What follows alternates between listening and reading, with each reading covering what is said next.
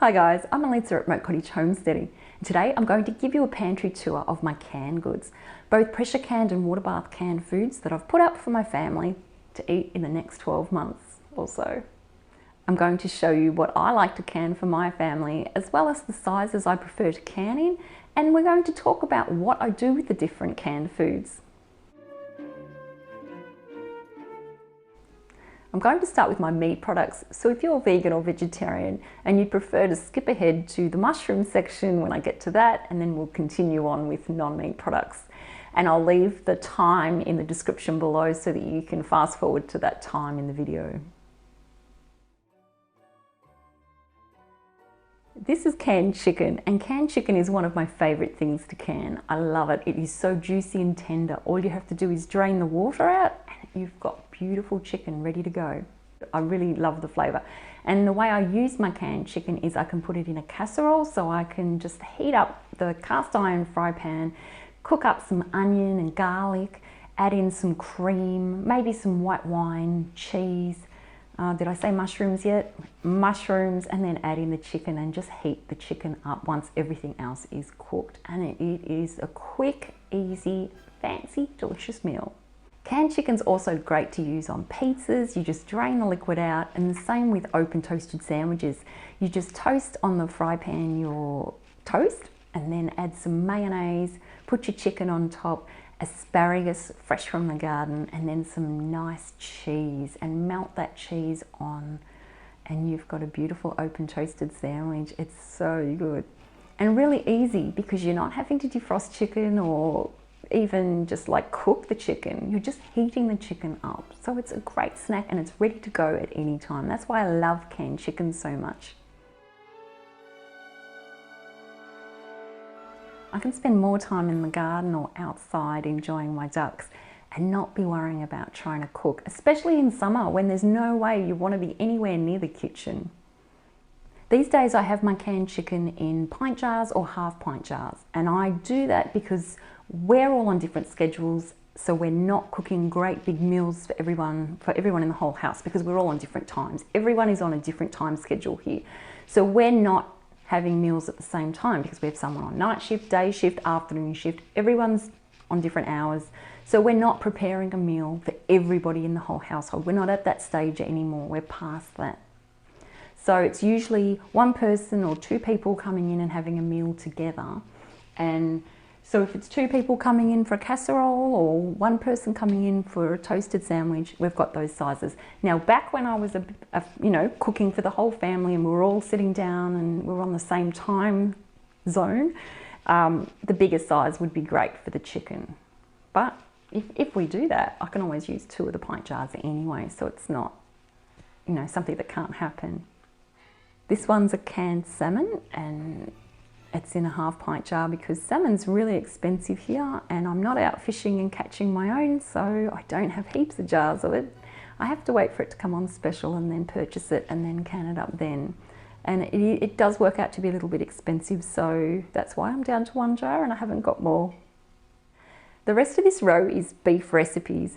Some home canners like to can just the single-use ingredients, so they might just can the minced beef and then open it and make a recipe, whatever they feel like making as they go. I like to make up a recipe already and then can it. I find it has so much more flavour, and all you have to do is flip open the lid, heat it up. You can add a dollop of sour cream and cheese. Just add it to some nacho chips or some pasta, depending what it is. So the different recipes I have is a chili con carne, so that's a beef chili con carne.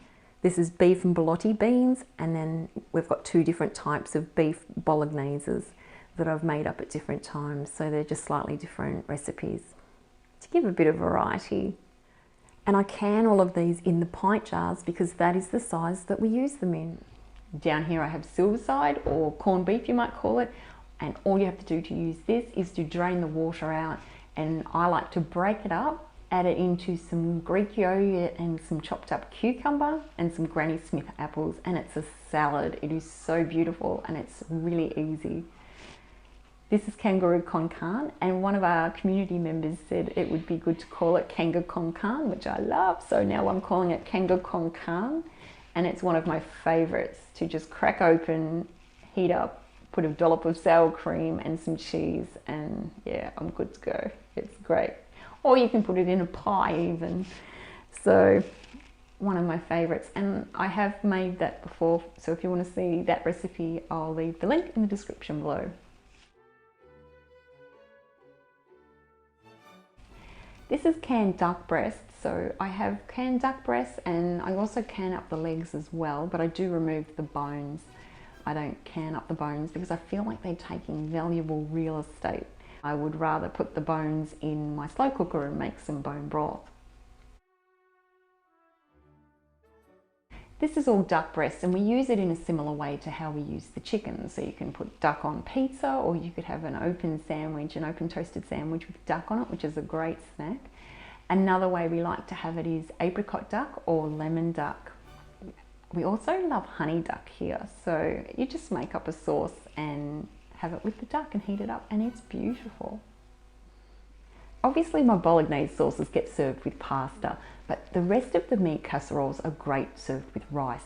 So choose your favourite rice, and they're really good to enjoy with the meat casseroles, and they just bulk them up as well. Moving across to this side, I've got lamb soup.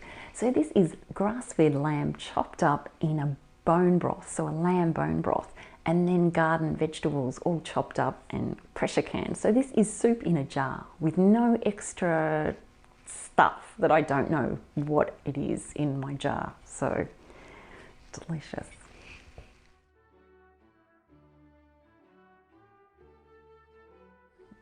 These are some canned portobello mushrooms that my friend grew and brought the mushrooms over back when we used to see our friends. And I just canned them in water, so dice them up, can them in water. And all you do is drain them out and fry them up on the cast iron fry pan with a bit of butter. Oh, they're really good. Of course, then you can have them with your eggs in the morning or put them in a casserole, or however you want to use them. I use them in all different ways, like you would normal mushrooms. And you can enjoy mushrooms when it's not mushroom season. This is my onion marmalade, and I can it up in pint jars. So most people would probably want it in half pint jars, but I use it so much. So once it's opened, it's going to get eaten within a month anyway. And it lasts a fair while in the fridge once it is opened. But I go through it fairly quickly. It's great on a cheese board or with some meats. I have it on baked potatoes with some cheese and sour cream. There's a bit of a theme there. I like cheese and sour cream on things. So that's my onion marmalade. And I do have a recipe. I'll leave the link in the description below. And this is some mango chutney, which I use in a similar way to the onion marmalade. It's great with salads, as a side for salads. I like condiments. I am one of those people that likes condiments.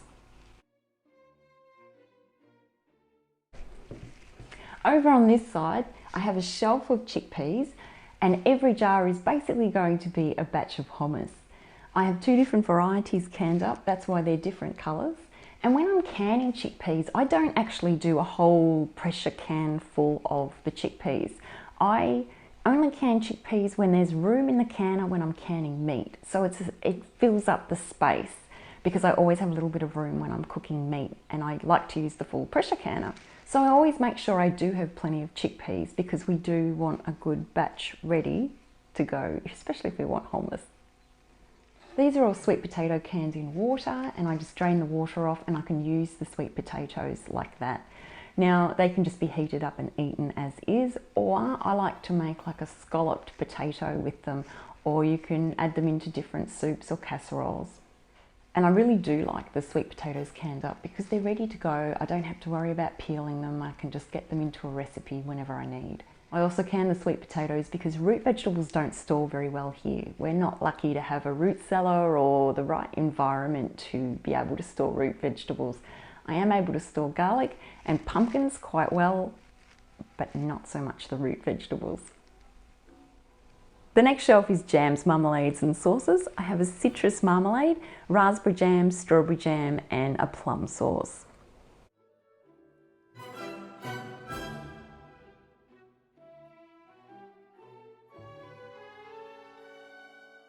Down here I have some peacherine butter, some raspberry and rhubarb just chopped up and canned.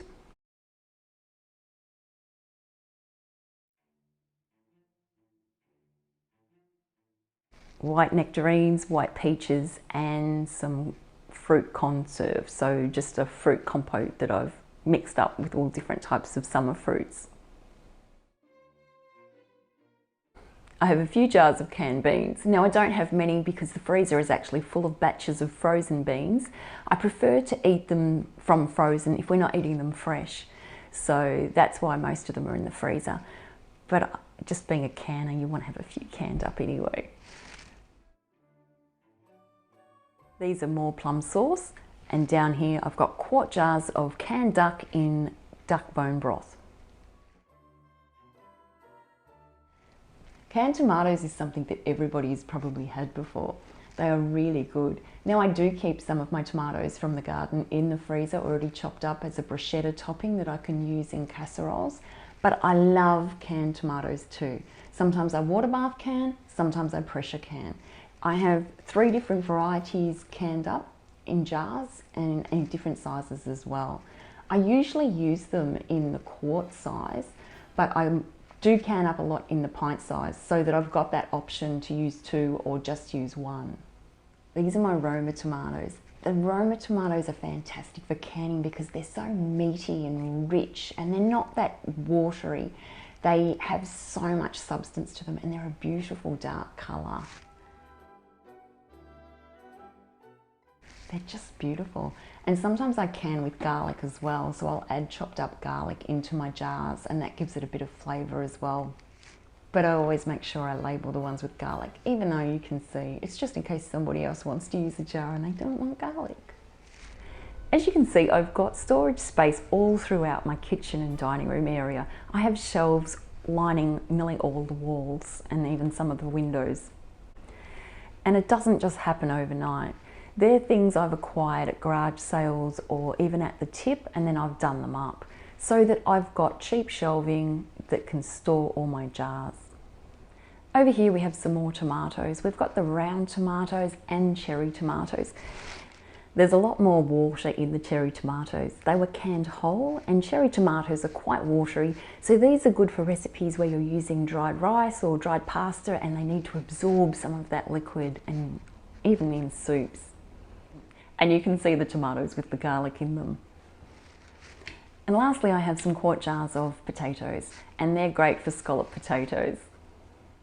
Canning food's only one of the ways we preserve food here for our family for 12 months. We also dehydrate, freeze, and then we have the ongoing food that's coming in from the vegetable garden all year because we have things growing through the winter as well as the summer and autumn and spring. And then there's the foods like the pumpkins, which we can store for about 6 to 7 months. So the last one's usually being eaten up by about October.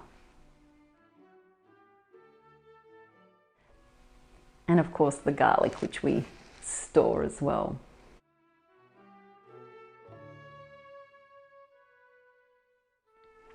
But canning is definitely one of the ways that we preserve food for our family so that we can eat all year round. Fresh, nutritious food, and it's so easy.